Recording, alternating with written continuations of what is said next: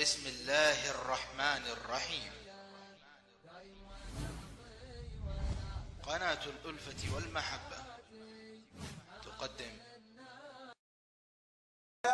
ولا ابغى استقامة ولا هداية. جلست ابغى اشوف ايش عندهم، ايش الجديد، وجلست معكم هذا المجلس. والله يا مطوع، والله يا مطوع، اجمل لحظات حياتي هو المجلس اللي جلست معاكم، واليوم قاعد بينك، واليوم جالس معانا. هذه الراحة، هذه الطمأنينة، هذه السعادة. ليش هذول الشباب مضحين وجايين، واللي تارك زوجته واولاده، واللي عنده اختبار يوم السبت وجالس يخطط ويبذل ويعطي في هذه المكتب التعاوني علشان يقيم هذه الجلسة. ليه يا شباب؟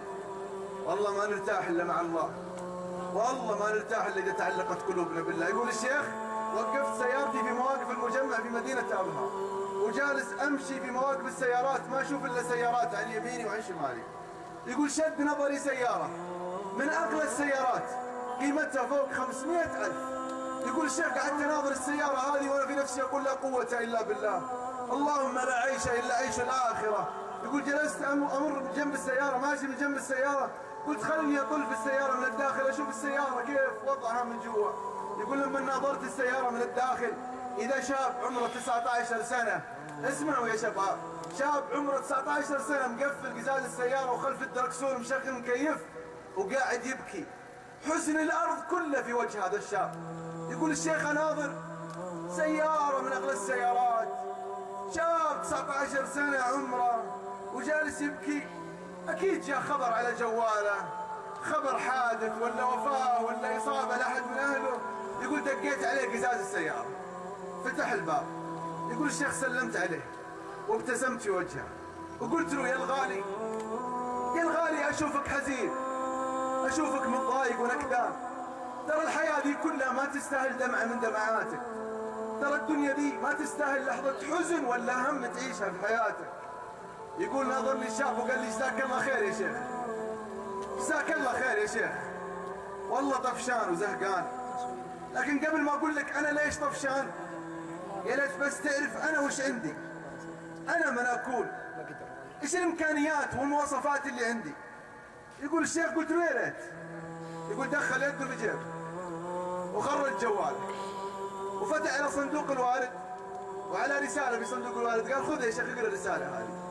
يقول الشيخ: قرأت الرسالة اللي مكتوب في الرسالة: مهند، اليوم شفتك متضايق ونكدان وما انت على بعضك، اودعت في حسابك 280,000 علشان تفل في الصيفية، تسافر وين ما تبغى وتشتري كل اللي نفسك فيه. ابوك الغالي، الابو يملك مليارات، مستشفيات وفنادق داخل المملكة وخارجها، عندهم تجارة عظيمة. شاف ولده نكدان طفشان زهقان، قال: حط في حسابه 280,000 علشان يفل في الصيفية. يقول الشيخ: اقرا الرسالة ولا اضحك. مهند، حسابك فيه 280,000 طفشان، حسابك 280,000 وزهقان وتبكي. الرسالة دي ما تخلي الواحد يبكي، ما تخلي الواحد يتضايق، هذه الرسالة تخلي الواحد يستانس وينبسط. قال الشيخ: قرأت الرسالة، قرأت الرسالة، حسابي فيه 280,000، سيارتي أغلى السيارات، ملابسي وماركات، قصة شعري أحدث القصات، وأبكي يا مطوع، أبكي يا مطوع، ضيق ضيق ضيق، والله إني أشعر إن قلبي يكاد يخرج من بين أضلعي. يقول الشيخ: ابتسمت قلت له: مهند يا الغالي، والله جسدي وجسدك ما يسعد بالأموال ولا السيارات ولا الماركات ولا الشهوات ولا الروحات ولا الجيات، تبغى السعادة يا مهند؟ قال لي: والله يا شيخ أدور عليها، وين طريقها؟ يقول: أخذت جواله، خزنت رقم جوالي في جواله، قلت: هذا رقم جوالي، إذا حبيت رحلة إلى مكة عمره أنا رفيقك في هذه الرحلة، أنا خويك في هذه الرحلة، لا تتردد يا مهند. يقول الشيخ: خزنت رقم جوالي في جواله ودخلت المجمع، قضيت أغراضي، ركبت سيارتي ورحت في حال سبيلي، والله إني نسيت مهند وآلامه وجراحه. اليوم الثاني مهند يدق عليه الشيخ فلان، قال له: وصلت. قال: يا شيخ أنا مهند اللي أمس كنت في المجمع قاعد أبكي، أنا مهند اللي أقول لك ضيق ضيق يا مطوع. يا شيخ الضيق ملازمني، والله ما يفارقني، أنا قررت أسمع كلامك، يا ليت ترافقني في رحلة مكة وعمرة وطاعة وعبادة. يقول الشيخ ما كذبت خبر، حددت موعد مع مهند، تقابلت أنا وياه، جهزت إحراماتي وشنطة سفري وسيديات محاضرات وقرآن، ركبت مع مهند من مدينة أبها على مكة. يا شباب من أبها إلى مكة 700 كيلو. والله جل وعلا يقول من تقرب إلي شبر تقربت منه ذراع، من تقرب مني ذراع تقربت منه باع، من أتاني يمشي أتيته هرولة.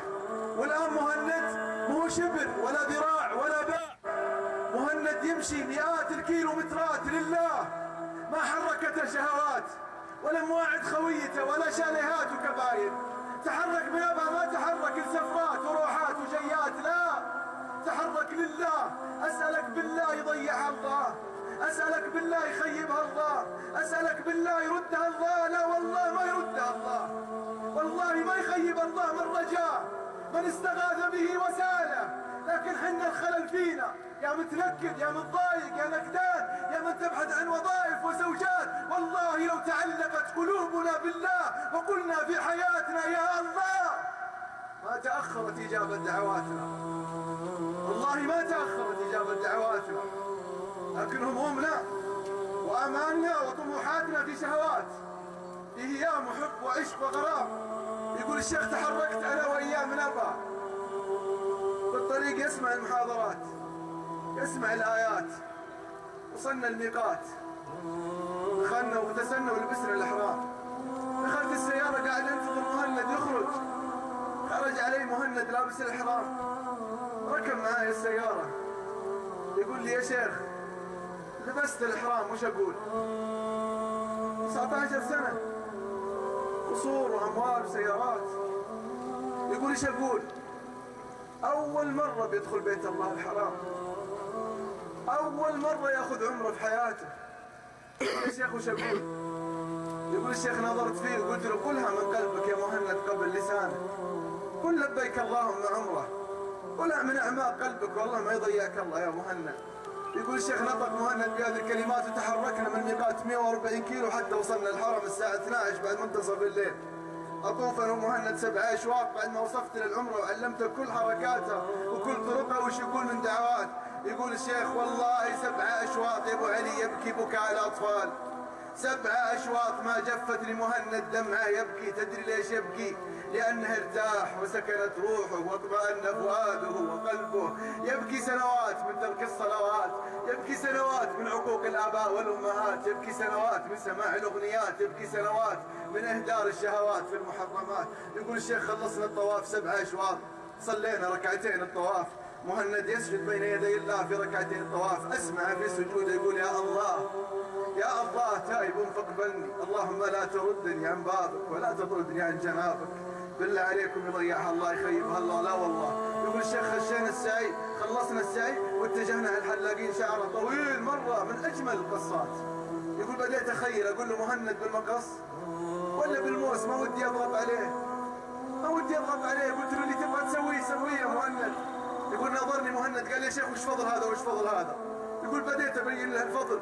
قلت النبي صلى الله عليه وسلم دعا للمحلقين 3 دعوات، قال اللهم ارحم المحلقين، اللهم ارحم المحلقين، اللهم ارحم المحلقين. قالوا في الرابعة والمقصرين يا رسول الله؟ قال والمقصرين أنت بالخيار يا مهند. يقول ناظرني مهند ويقول لي يا شيخ موس، يا شيخ موس حتى شعري يحتاج يتوب، يا شيخ موس حتى شعري يبغى يتوب. يقول الشيخ حلق موس مهند.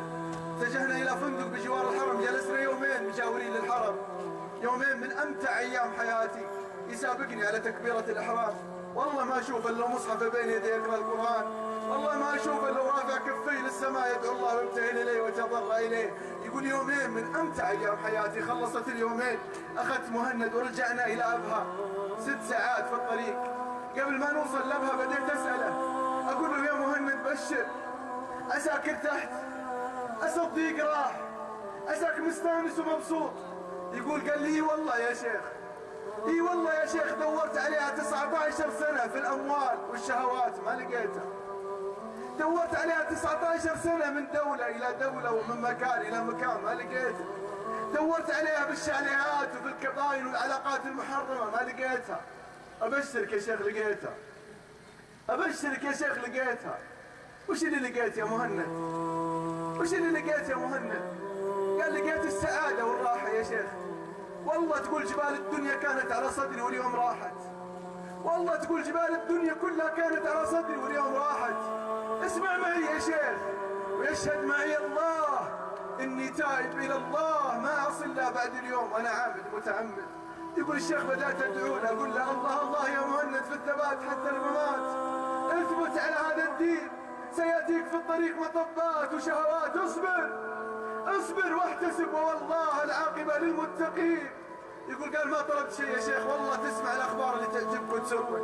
يقول وصلنا أبها، نزلت لسيارتي، شغلت ورحت الهلي.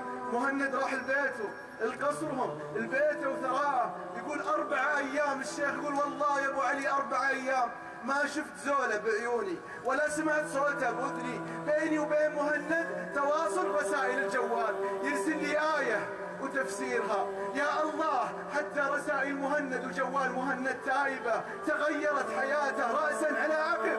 يرسل لي آية وتفسيرها، يرسل لي دعاء، يرسل لي لا تنسى الوتر وقيام الليل، يرسل لي لا تنسى صيام الاثنين والخميس. هذه رسائله. يقول الشيخ 4 أيام والله ما بيني وبينه تواصل الا رسائل الجوال، ارسل له يوميا ويرسل لي. هذا تواصلي مع مهند. بعد 4 أيام يتصل علي احد اقاربه، الشيخ فلان. يقول قلت له وصلت. قال يا شيخ تعرف مهند الفلاني؟ تعرف مهند الفلاني؟ قلت ايه اعرفه، قبل 4 أيام كنا في الحرم، كنا في رحله الى مكه عمره. ايه اعرفه عسى مخلاف. قال لي والله يا شيخ، اي والله يا شيخ اليوم وقع عليه حادث مروري وفارق الحياة الدنيا. اليوم مهند مات وهو الآن في جامع الراجحي يغسلونه وسنصلي عليه اليوم صلاة العصر. حبيت أقول لك عشان تكون من ضمن صفوف المصلين. يقول الشيخ أصدق وكذب يا الله. قبل 4 أيام أتذكر كلماته، قبل 4 أيام أتذكر العمرة وخطواته، أتذكر السعي والحلاق، أتذكر الطواف، أتذكر كل عمل صالح سواه معايا. واليوم يقولون مات. يقول توجهت على جامع الراجحي، دخلت المغسلة. اي والله يا شباب، يقول دخلت المغسلة إذا مهند قد كفنوه وعلى الأعناق قد حملوه وأمام الإمام بعد صلاة العصر قدموه. يقول صلينا عليه، حملناه على المقبرة، نزل في القبر أبوه وعمه. يقول الشيخ نزلت معاهم، استلمنا جثة مهند اللي عمره 19 سنة، جعلناه في قبره، أهلنا عليه التراب. بعد مراسم الدفن بدأنا نسلم على أبوه، على أخوانه، على أقاربه، نعزيهم ونجابرهم في وفاة فقيدهم. يقول الشيخ وقفت قدام الأبو، أبو مهند الآن قدامي، أسلم عليه وأقول له يا أبو مهند لله ما أخذ ولله ما أعطى وكل شيء عنده بأجل مسمى. اصبر واحتسب ابنك عند الله. أسأل الله أن يجعل حبه في قلبك صبر، أسأل الله أن يجعل حبه في قلبك صبر. يقول يناظرني لأبوه، يقول لي يا شيخ ولدي من 4 أيام كأنه عارف إنه بيموت، كان عنده إحساس إنه بيفارق الحياة. يقول الشيخ قلت له ليه؟ قال من 4 أيام ما يشوف الدنيا شيء. ولدي من 4 أيام مكانه في المسجد. ولدي من 4 أيام يجيني كل صباح يقبل يدي وراسي ويحتضني ويقول يا أبوي سامحني، يا أبوي سامحني. يجي عند أمه يقبل ايدها وراسها ويحتضنها ويقول يا أمي سامحيني، يا أمي سامحيني. ولدي من 4 أيام والله مكان العبادة والطاعة والقرب من الله كأنه عارف إنه بيموت. يا الله يا شباب، يا الله 6 أيام، 6 أيام اللي ارتاح فيها قلبه، اللي اطمئن فيها فؤاده 19 سنة ويدور على السعادة في الحب والهيام والغرام، في القنوات والشاشات، في الأغاني والروحات والجيات ما لقاها. ما هو رسالة لي ولك. وأحسب أن مهند الله يحبه. تدري ليش؟ تدري ليش؟ لأن النبي صلى الله عليه وسلم يقول إن الله إذا أحب عبدا عسله. قالوا يا رسول الله ما عسله؟ قال يسر له بين يدي أجله عمل صالح ثم انقبض على ذاك العمل